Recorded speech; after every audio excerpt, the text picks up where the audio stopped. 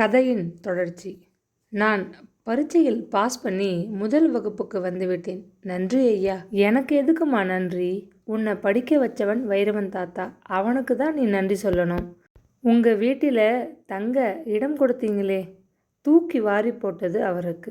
அவளது அறிவு அவரை திகைக்கச் செய்தது. உடனடியாக உள்ளேயே ஒரு சிறு ஆவல். இத்தனை அறிவாக இருக்கும் பெண்ணை அவரே படிக்க வைத்து முன்னுக்கு கொண்டு வந்தால் கிராமமே அவரை பாராட்டுமே.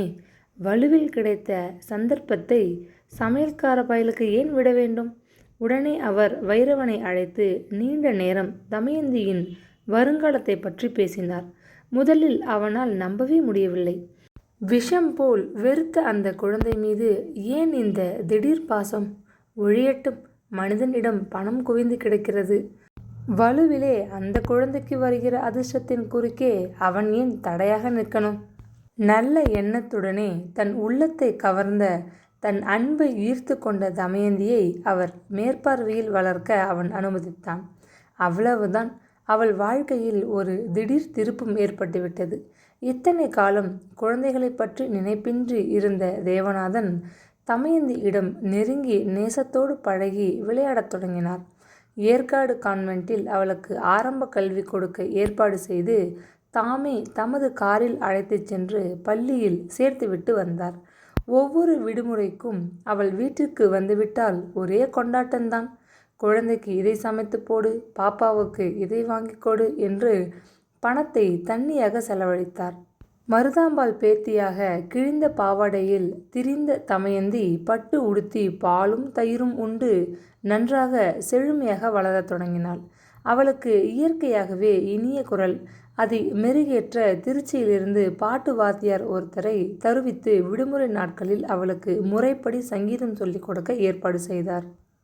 பியூசி முடித்ததும் அவளை சென்னை பெண்கள் கல்லூரி ஒன்றில் BA எக்கனாமிக்ஸ் சேர்த்துவிட்டு ஹாஸ்டலில் தங்கியிருக்க மாதம் பணம் அனுப்பி உதவினார். அப்பொழுது ஒரு முறை கோடை விடுமுறைக்கு வந்தபோதுதான் அவனிடம் சொன்னாள், தாத்தா, சித்தப்பா ஒரு சாடிஸ்ட், ஜாக்கிரதையாக இருங்கள். ஏனோ அவள் மேனி முழுவதும் நடுங்கியது. அப்பொழுது அவளுக்கு வயது 19. தாழம்பூ நிறம், செல்வத்தின் செழுமை, பருவத்தின் அழகு, ஒடிய உயரமாக கொடி போல வளர்ந்திருந்தாள் அவள். பிறந்த நாளுக்கு தேவநாதன் அவளுக்கு வாங்கி தந்த காஷ்மீர் பட்டு சேலையில் அன்று அவள் மிகவும் அழகாகத்தான் இருந்தாள். அப்பொழுதுதான் அவள் தேவநாதனுடன் அவருடைய காரில் திருச்சி வரை கடைகளுக்கு போய்விட்டு வந்திருந்தாள். பணத்தை பற்றி சிந்திக்காது தேவநாதன் அவள் விரும்பியதையெல்லாம் வாங்கி கொடுத்தார். புடவை கடைக்குள் சென்றபோது அவள் கல்லூரி விழாக்களுக்கு உடுத்த தேவையென்று 4 பட்டுச் சேலைகளை எடுத்து கொடுத்தார். நகைக்கடை ஒன்றுக்குள் அழைத்துச் சென்று கைக்கு ஒரு ஜோடி தங்க வளையல்களும் கழுத்துக்கு ஒரு மெல்லிய தங்கச் சங்கிலியும் வாங்கி பரிசாக அளித்தார். எனக்காக ரொம்ப செலவழிக்கிறீங்க சித்தப்பா. இந்த நன்றி கடனை நான் எப்படித்தான் தீர்ப்பேனோ தெரியாது. உணர்ச்சி வசப்பட்டு அவள் திணறினாள். அவர் மெல்ல சிரித்தார். BA படிப்பு முடிய இன்னும் சில மாதங்கள் தானே இருக்கும். அதுக்கு பிறகு நீ இந்த கடனை தீர்த்திடலாம். இந்த நகைகள் என்ன? பேங்க் லாக்கரில் தூங்குகிற அத்தனை நகைகளையும் உனக்காகத்தான் கொடுக்க போகிறேன். இந்த ஆஸ்தி, வீடு, கார் எல்லாம் உனக்கு வந்து சேரப்போகிறது. என்ன சொல்கிறீங்க சித்தப்பா? அனாதையான எனக்கு? அவளால் பேச முடியவில்லை. விழிக்கடையில் நீர் துளிர்த்தது. உண்மையை தான் சொல்கிறேன். இனி இத்தனைக்கும் நீதான் எஜமானி. அனாதைன்னு மறுபடியும் சொல்லாத. தேவநாதன் பொறுப்பில் இருக்கிற நீ எப்படி அனாதையாக முடியும்? சித்தப்பா, ஊரே நீங்கள் எனக்கு செய்கிற உதவிகளை பற்றி ஒரே பெருமையாக பேசுகிறது. உங்களை எல்லோரும் ரொம்ப புகழ்கிறாங்க. கேட்க எனக்கு மகிழ்ச்சியாக இருக்கு. என்று கனைத்து கொண்டே வண்டியை ஓட்டினார் தேவநாதன். கடைக்கண்ணால் அருகில் அமர்ந்திருந்த அவளை அடிக்கடி பார்த்து கொண்டார். உன் கல்லூரியில் அழகு போட்டிகள் வைப்பதில்லையா? நீ அந்த மாதிரி போட்டி எதிலும் கலந்து கொள்வதில்லையா? வேடிக்கையாக கேட்டார். போங்க சித்தப்பா. முகம் சிவந்து போன அவள் செல்லமாக சினுங்கினாள். நான் சொல்லட்டுமா? அப்படி ஒரு அழகு போட்டி வச்சா உங்கள் கல்லூரியில் நீ தான் ஜெயிப்ப. நீ இன்னைக்கு எத்தனை அழகாக இருக்கிற தெரியுமா? அவர் குரல் தழுதழுத்து தடுமாறியது. சற்று சாய்ந்தபடி அவர் முகம் அருகில் நெருங்கிய போது அவரது மூச்சுக்காற்று நெருப்பாக கன்னத்தை சுடுவதை உணர்ந்து தமயந்தி பதறிப்போனாள். நெஞ்சு படபடவென்று அச்சத்திலே அடித்து கொண்டது. சித்தப்பா ஏன் ஒரு மாதிரி பேசுகிறார்? குழம்பினாள் அவள். அப்பொழுதுதான் அந்த சிறு விபத்து நேர்ந்தது. பக்கத்து டவுனுக்கு தயிர் விற்க போய் கொண்டிருந்தால் ஒரு இளம் பெண். சும்மாடு மீது தயிர் பானையை தலையில் வைத்துக்கொண்டு சாலையே தன்னுடையது போன்ற நினைப்பில் நடுவே நடந்து சென்று கொண்டிருந்தாள். உனக்கு இப்போ ஒரு வேடிக்கை காட்டட்டுமா? மெல்ல சிரித்த தேவநாதன் காரை வேகமாக ஓட்டிக்கொண்டு வந்தார். சர் என்று சப்தத்துடன் பிரேக் போட்டு அழுத்தி நிறுத்தி ஹாரனை அதிகம் சப்திக்க அழுத்தினார். அம்மாடியோ என்று அலறிய அந்த பெண் பயத்திலே பானையை கீழே போட்டுவிட்டாள். சாலையின் ஓரத்திற்கு ஓடத் திரும்பியவள் ஒரு கல் தடுக்கி மண்ணில் குப்புற விழுந்தாள். குலுங்க குலுங்க சிரித்தார் தேவநாதன். தமையந்தி திடுக்கிட்டு போனாள். இது ஒரு விளையாட்டா? என்னையா நீ கார் ஓட்டுற? கோபத்துடன் மண்ணை உதறிக்கொண்டு அவள் எழுந்தபோது தேவநாதன் தொடர்ந்து சிரித்து கொண்டிருந்தார். ரோடு உங்கள் பாட்டை வீடு நினைப்பா? அதட்டினார். இல்லை, உங்கள் பாட்டன் வீடு. அந்த இளம் பெண் உறுத்து விழித்தாள். அதிகம் பேசினியோ முகரையை பேர்த்து விடுவேன். கோபத்துடன் கத்திவிட்டு காரை கிளப்பினார். ஐயா, என் வவுத்தில் மண்ணை போட்டுட்டியே. அந்த கிட்டத்தில் வந்து ஊதுனதை கேட்டு பயந்து பானையை போட்டுட்டேன். எங்கள் ஆத்தா என்னை பின்னி கட்டுவா. அவளுக்கு நான் என்ன பதில் சொல்வேன்? சாமி கும்பிடுறேன், தயிருக்காவது ஏதாச்சும் பணம் கொடுத்துடுங்க ஐயா. நீங்கள்லாம் பணக்காரங்க. அழுதபடியே கெஞ்சி கையை நீட்டினாள். சி, எடு கைய. அந்த பயம் உன் உடம்புல இருந்தால் நடு ரோட்டில் ராணி போல் நடப்பியா? ஒரு நாள் உன் ஆத்தா கிட்ட உதைப்படு, அப்போ தான் புத்தி வரும். எனக்கே உன் முதுகில் 2 போடணும் போல் ஆத்திரமாக இருக்குது. போ, வழியில் நின்னியோ காரை உன் மேலே ஏற்றி விடுவேன். உரக்க கத்தினார். அவள் நடுங்கி கொண்டு நகர்ந்தாள். தமயந்தியின் மகிழ்ச்சி அனைத்தும் வினாடியில் மறைந்து போனது. மேனி முழுவதும் லேசாக நடுங்கியது. சிறிது தூரம் அவர் வண்டியை வேகமாக ஓட்டி கொண்டு வந்தார். சித்தப்பா, அந்த பொண்ணுக்கு ஏதாவது பணம் கொடுத்துட்டு வந்திருக்கலாம். பாவம் அவள் என்றாள் முடிவில் அனுதாபத்துடன். என்ன பாவம்?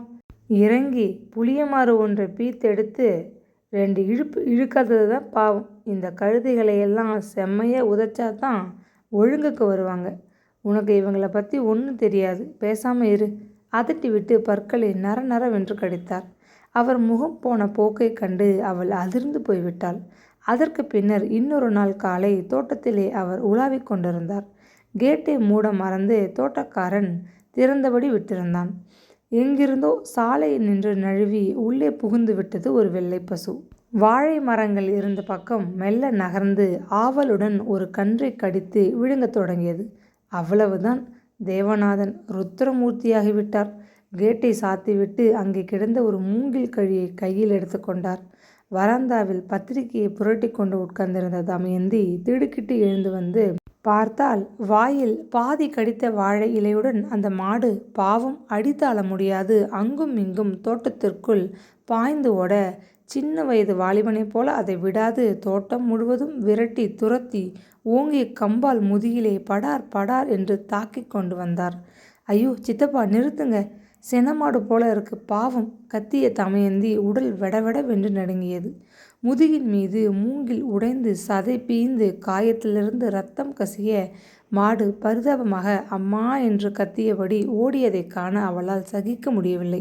வேகமாக தோட்டத்திற்குள் இறங்கிச் சென்று மூடியிருந்த கேட்டை அகலமாக திறந்து வைத்தாள். மீண்டும் ஒரு பலத்த அடியை முதுகில் வாங்கி கொண்டு ஒரே பாய்ச்சலாக பசு வெளியே ஓடிய பரிதாபத்தை காண அவள் நெஞ்சு துக்கத்தில் அடைத்தது. இனி இந்த பக்கம் அந்த மாடு வரவே வராது. அத்தனை அடி செம்மையாக கொடுத்துட்டேன். கையை கொட்டி சிரித்தார் அவர். அவரது முகத்தை கூட பார்க்க அவளுக்கு பிடிக்கவில்லை. வாயில்லாத ஜீவன் படும் வேதனையைக் கண்டு இப்படி ஒரு மகிழ்ச்சியா? பயத்திலே அவள் முதுகு சில்லிட்டு போயிற்று. ஹாஸ்டலுக்கு கிளம்பும் முதல் நாள் அவள் தன் பெட்டியில் சாமான்களை அடுக்கி வைத்து தயாராக்கிவிட்டு தாத்தாவுக்கு உதவியாக சமையல் அறைக்குள் வந்தாள். சூடான பசும்பாலை வைரவன் டம்ளரில் நிறைத்து வைத்திருப்பதைக் கண்டு அதை எடுத்துக்கொண்டு மாடிக்கு வந்தாள். சித்தப்பா, உங்களுக்கு பால் கொண்டு வந்திருக்கேன், இப்படி வைக்கட்டுமா? முக்காலி ஒன்றில் வைத்தாள். படுக்கை மீது காலை நீட்டி கொண்ட தேவநாதன் சாய்ந்து கிடந்தார்.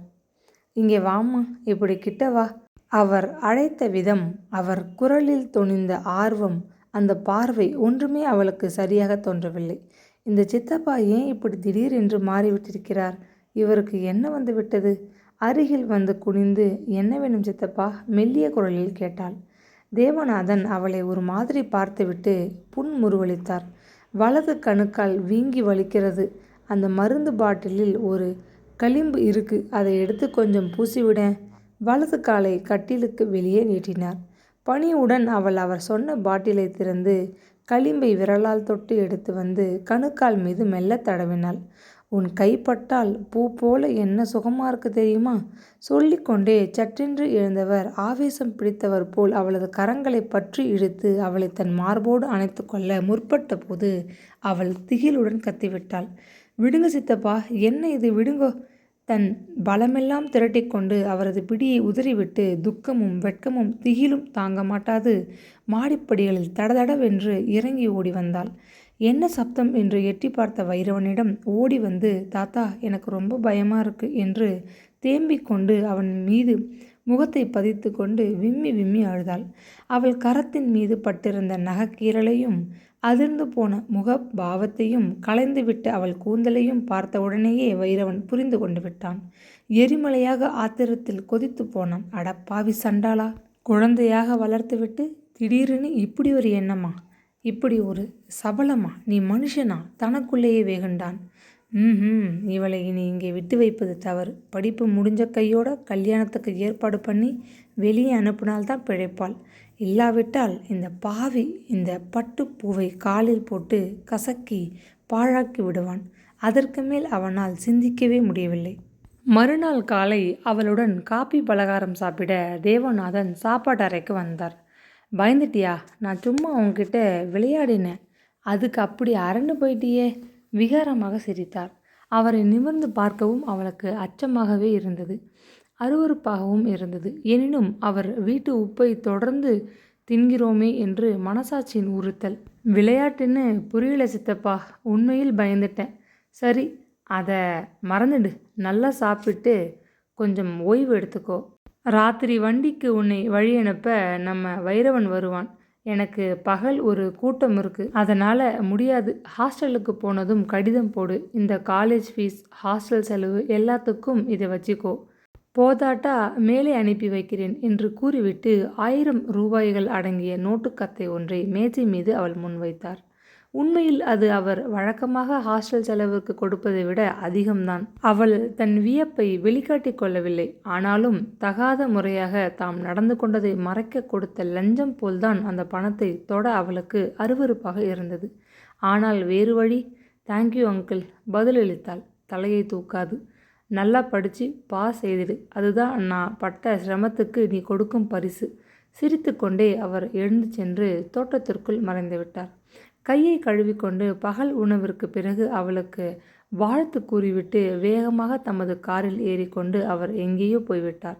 வீட்டில் தனியே வைரவனுடன் இருந்தபோதுதான் அவள் எல்லாம் சொன்னாள். திருச்சியில் அவர் வாங்கி கொடுத்த பரிசுகள், வழியில் நடந்தது, பசுமாட்டை அடித்தது, பால் டம்ளருடன் சென்றபோது நடந்து கொண்ட விதம், ஒன்றையும் விடாது அவனிடம் விவரமாகச் சொன்னாள். அரைத்து கொண்டிருந்த அம்மிக்குழவியை தூக்கி கொண்டு அப்படியே அவர் தலை மீது போட்டு மண்டையை உடைக்க வேண்டும் போன்ற ஒரு கொலை வெறியில் வைரவன் துடித்தான். தாத்தா, அவர் ஒரு சாடிஸ்ட், அவரிடம் ஜாக்கிரதையாக இருங்கள். அப்போதுதான் அவள் எச்சரித்தாள். ரயில் நகரும் வரை ஜன்னல் அருகே நின்று கொண்டிருந்த வைரவன் ஒன்றையே தான் சொல்லி கொண்டிருந்தான். குழந்தை, எப்படியாவது BA வகுப்பை முடிச்சுட்டு வந்துடு. உன் கையில் படிப்பு இருந்தால் உனக்கு உதவியாக இருக்கும். ஐயாவை பற்றின கவலையை விடு. நான் இருக்கும் வரை ஒரு எறும்பு கூட உன் மேலே உட்கார முடியாது. விடமாட்டேன் நான். சத்தியம், என்னை நம்பு. எல்லை மீறி ஏதாச்சும் அவர் தாறுமாறாக நடக்க ஆரம்பித்தா அவ்வளவுதான். என் உசுரை பற்றி கூட நான் கவலைப்பட மாட்டேன். தாழ்வாரத்திலே சொருகி வச்சிருக்கிற வெட்டருவாளிலே ஒரே போடு போட்டுட்டு போலீஸில் போய் விழுந்துடுவேன். நான் இருக்கேன், கவலைப்படாத குழந்தை. ஆறுதல்கள் பல சொன்னான். உங்களை தவிர எனக்கு இந்த உலகத்தில் யார் இருக்கா தாத்தா? நீங்கள் தான் என் தாய், என் தந்தை, தாத்தா, பாட்டி, எல்லாமே. சொல்லப்போனால் நான் கும்பிடுற தெய்வமும் நீங்கள் தான். உங்கள் உதவியால் தானே நான் இந்த படிப்பு, இந்த சுகமான நிலை எல்லாம் காண முடிஞ்சுது. இந்த நன்றியை நான் உசுர் உள்ளவரை மறக்க மாட்டேன். உணர்ச்சியோடு சொல்லிக்கொண்டு அவனது கரங்களை பற்றி தன் கன்னங்களில் ஒற்றிக்கொண்டாள். சூடான கண்ணீர் துளிகள் கைகள் மீது விழுவதைக் கண்டு அவன் திடுக்கிட்டான்.